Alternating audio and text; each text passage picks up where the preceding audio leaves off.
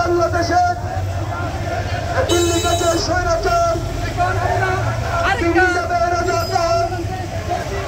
রাজাকারের আস্তানা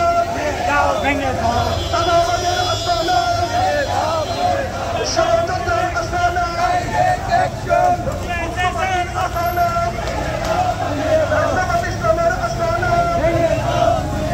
দিল্লি কাছে স্বৈরাচার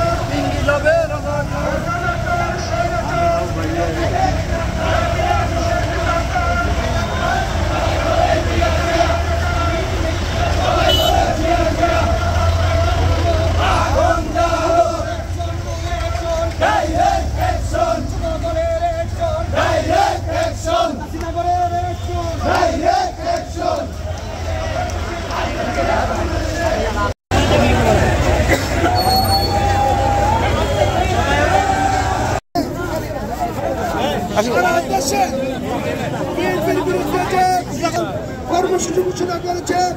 তারই অংশ হিসাবে আজকের এই মিছিল আপনারা জানেন একটি গোষ্ঠী